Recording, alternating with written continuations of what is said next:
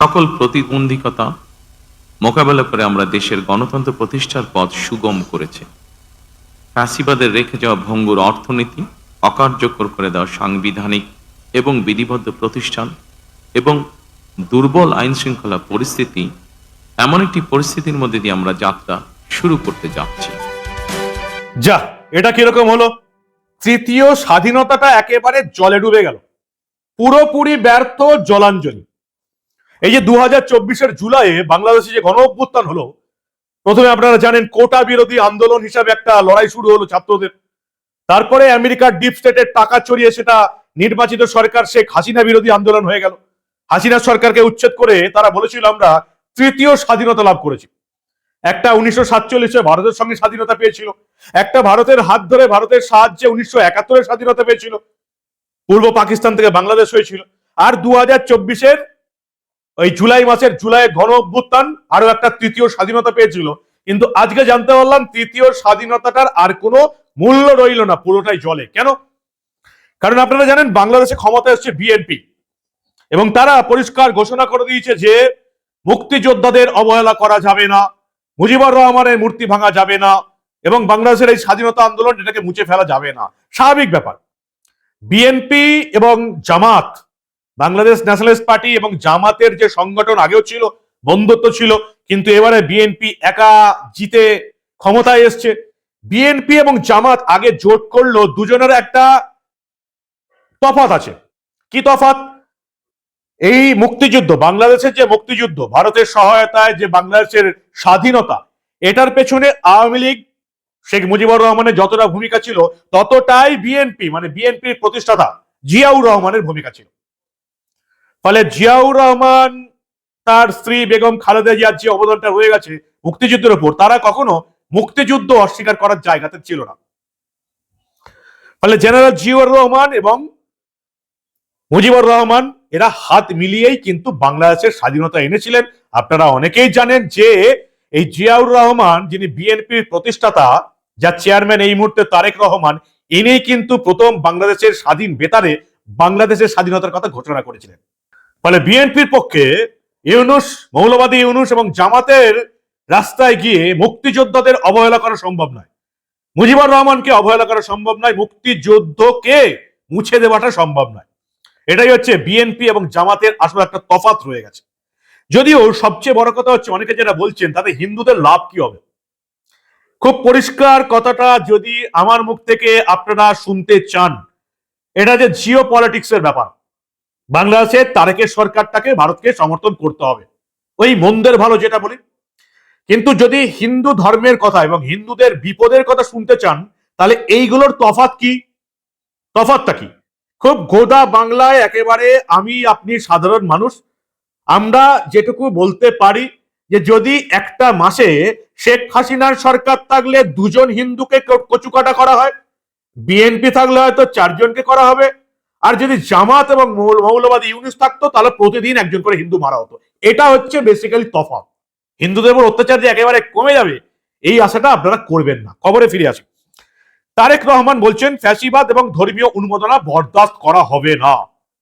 মৌলবাদী ইউনূস এবং জামাতের মুখে চুনকালি মাখিয়ে তারেক রহমান, বাংলাদেশের সম্ভাব্য প্রধানমন্ত্রী, ঘোষণা করে দিয়েছেন আজকে প্রেস কনফারেন্স করে যে ফ্যাসিবাদ, ধর্মীয় উন্মাদনা বরদাস্ত নয়, নতুন বাংলাদেশ গঠন করা হবে এবং সেই বাংলাদেশে ধর্মীয় ভিত্তিতে কাউকে মারা টানা যাবে না।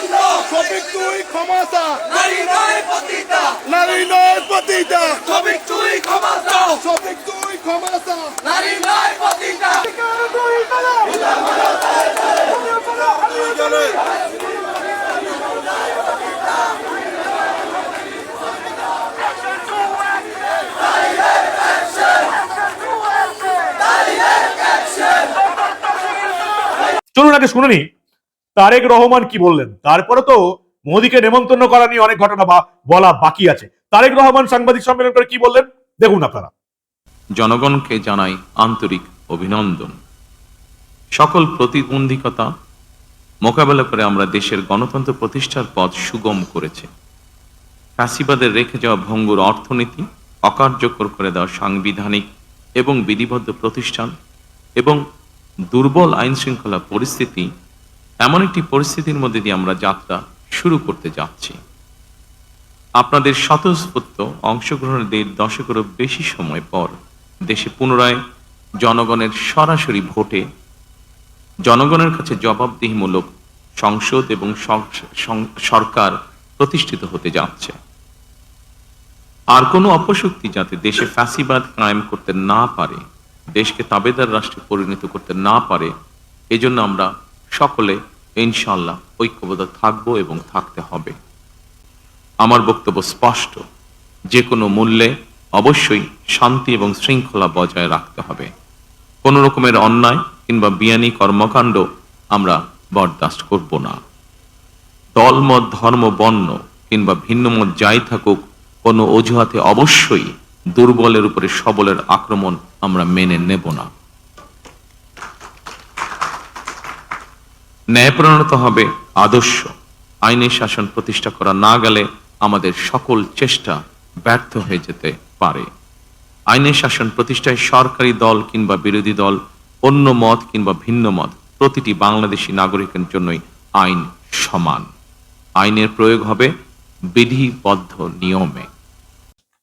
তারেক রহমান বাংলাদেশের সম্ভাব্য প্রধানমন্ত্রী বার্তা দিচ্ছেন, বাংলাদেশে অপ্রীতিকর ঘটনা, বিশৃঙ্খলা মেনে নেওয়া হবে না, ধর্মের নামে উন্মাদনাকে বরদাস্ত করা যাবে না, আইনের চোখে এদেশের প্রতিটি নাগরিকের সমান অধিকার রয়েছে, ফ্যাসিবাদ মেনে নেওয়া যাবে না। শুনতে খুব ভালো লাগছে, কিন্তু তবু ওই যে বললাম একটা বেসিক্যালি তফাৎ রয়েছে, বেসিক তফাৎ রয়েছে জামাত মৌলবাদী অনুসারে তারেক রহমানের প্রতি। কারণ এগুলো তো রাজনৈতিক দল, জামাত তো কোনো রাজনৈতিক দল বলে আমি অন্তত মনে করি না। ফলে ওই মানে খুব বড় বিপদ থেকে বিপদ একটু কমলো হিন্দুদের পক্ষে, এটুকু বলা যেতে পারে। সাংবাদিক সম্মেলন করলেন, কথাগুলো বলছিলেন, বেশ ভালোই লাগলো। বাংলাদেশের হবু প্রধানমন্ত্রী বললেন, জাতীয় ঐক্য আমাদের শক্তি, বিভাজন দুর্বলতা, দেশ করার পালা, দায়িত্বশীল ভূমিকা পালন করতে হবে। শুনতে খুব ভালো লাগছে। তবে আমাদের মনে হয় যে এই গত ওই 24শে জুলাই থেকে এই অবধি এই 1.5-2 বছর আজ দেখলাম বাংলাদেশে ভয়ঙ্কর পরিস্থিতি, সেটা আশা করি বিএনপির শাসনে আর দেখতে পাবো না। নিরঙ্কুশ সংখ্যাগরিষ্ঠতা পেয়েছে, 212টা আসনে জয় পেয়েছে, জামাত পেয়েছে মাত্র 77টা। কিন্তু একটা সমস্যা কি, জামাত যে 77টা আসনে জিতেছে, একটু বাংলাদেশের এই উইনিং ম্যাপটা খেয়াল করবেন। জামাতের বেশিরভাগ জেতা সিটটা হচ্ছে একেবারে ভারতের বর্ডারে। আরো পরিষ্কার করে বলতে গেলে পশ্চিমবঙ্গ বাংলাদেশের বর্ডার এলাকার সমস্ত সিটগুলো জিতেছে এই জামাত, যেটা আমাদের রাজ্যকে এবং আমাদের দেশকে যথেষ্ট চিন্তার মধ্যে রাখবে। তারেকের বক্তব্য শুনলেন, সংখ্যালঘু হিন্দুদের, বাংলাদেশের নাগরিকদের বার্তা দিলেন, খুব ভালো লাগলো। মোদীকে আমন্ত্রণ জানানোর কথা মোটামুটি ঠিক হয়ে গেছে। আপনারা জানেন এই নিরঙ্কুশ জয়ের পরই মোদীর তরফ থেকে তারেক রহমানকে বার্তা দেওয়া হয়েছিল, ভারত বরাবরই বাংলাদেশের সঙ্গে একটা সৌভ্রাতৃত্বপূর্ণ অবস্থান, সহ অবস্থান চায়। শেখ হাসিনার সময় ভালো সম্পর্ক ছিল, তারেক রহমানের সঙ্গেও ভালো সম্পর্ক তৈরি করতে চান প্রধানমন্ত্রী নরেন্দ্র মোদী। তিনি আগে থেকে নিজে থেকে বার্তা দিয়েছেন। ফলে যেটুকু জানা যাচ্ছে, এখন অব্দি ফাইনাল কিছু হয়নি, শোনা যাচ্ছে যে তারেক রহমানের যে শপথ গ্রহণ অনুষ্ঠান, সেখানে ভারতের প্রধানমন্ত্রী নরেন্দ্র মোদীকে আমন্ত্রণ জানাবে বিএনপি, এমনটাই জানা গেছে বিএনপির তরফ থেকে। বেগম খালেদা জিয়ার দল, জিয়াউর রহমানের দল ভারতের প্রধানমন্ত্রী নরেন্দ্র মোদীকে আমন্ত্রণ জানাবে। তবে প্রধানমন্ত্রী মোদী কি সেই আমন্ত্রণ স্বীকার করবেন? মোদী কি যাবেন? শেখ হাসিনাকে আশ্রয় দিয়ে ভারতে রেখে মোদীর পক্ষে বাংলাদেশে নতুন সরকারের শপথ গ্রহণের যাওয়াটা কি অতটাই সোজা? তবে এর নাম নরেন্দ্র মোদী, এর নাম নরেন্দ্র মোদী। তিনি সোজা নওয়াজ শরীফের ঘরে চলে যেতে পারেন বিরিয়ানি খেতে রাতের বেলায়। ফলে তিনি অনেক কিছু করতে পারেন, তিনি চলে যেতেই পারেন ভারতের সঙ্গে বাংলাদেশের সুসম্পর্ক ফেরিয়ে আনতে। যদিও ভারতের সঙ্গে ভারতের যতটা না এটা উদ্বিগ্ন থাকার কথা, তারেক রহমান বা বাংলাদেশের সবচেয়ে বেশি উদ্বিগ্ন থাকার কথা। কারণ এই 1.5 বছরে ভারতের সঙ্গে সম্পর্ক সবচেয়ে খারাপ হয়েছে, ব্যবসা বাণিজ্য পুরো শেষ। পাকিস্তানের সঙ্গে সম্পর্ক বাড়িয়েছেন ইউনূস, তাতে কাজের কাজ কিচ্ছু হয়নি। দেখতে পাচ্ছি যে পাকিস্তানের সঙ্গে এই বন্দরে যোগাযোগ শুরু হয়েছে, সবকিছু হয়েছে, কিন্তু তাদের লাভের লাভ কিছু হয়নি। পাকিস্তান ভিখারি রাষ্ট্র হয়ে গেছে। ফলে ভারতের সঙ্গে সম্পর্ক ঠিক না করলে এখন বাংলাদেশের বিপদ। কিন্তু চিন্ময় কৃষ্ণ মহারাজের কথা উঠবে কি? যেভাবে মৌলবাদী ইউনূস বিনা বিচারে, বিনা আইনে, বিনা সংবিধানে চিন্ময় কৃষ্ণ মহারাজকে বছরের পর বছর জেলের মধ্যে আটকে রেখেছে, আশা করি তারেক রহমান আসার পর অন্তত বিচার শুরু হবে এবং চিন্ময় কৃষ্ণ মহারাজকে মুক্তি দেওয়া হবে। আমরা দেখলাম বাংলাদেশে যে সংখ্যালঘু সম্প্রদায়, বৃহত্তম সংগঠন যেটা, বেশিরভাগটা হিন্দু আছে, বাংলাদেশ হিন্দু বৌদ্ধ খ্রিস্টান ঐক্য পরিষদ, তারা তারেক রহমানের এই বিএনপি জয়কে অভিনন্দন জানিয়েছে। বাংলাদেশের ভোটের সময় ওই কয়েকটা মাত্র বিচ্ছিন্ন ঘটনা ঘটেছে, খুব একটা ভোটের সময় বিচ্ছিন্ন ঘটনা ঘটেনি। এবং আমরা দেখলাম এই ঢাকায় ঢাকেশ্বরী জাতীয় মন্দির প্রাঙ্গণে শুক্রবার সন্ধ্যায় প্রার্থনা সভার আয়োজন করে হিন্দু বৌদ্ধ খ্রিস্টান ঐক্য পরিষদ। তারা এই উৎসবমুখর পরিবেশ যাতে ফিরিয়ে আনে সেই জন্য তারেক রহমানের দলকে প্রশংসা করেছেন।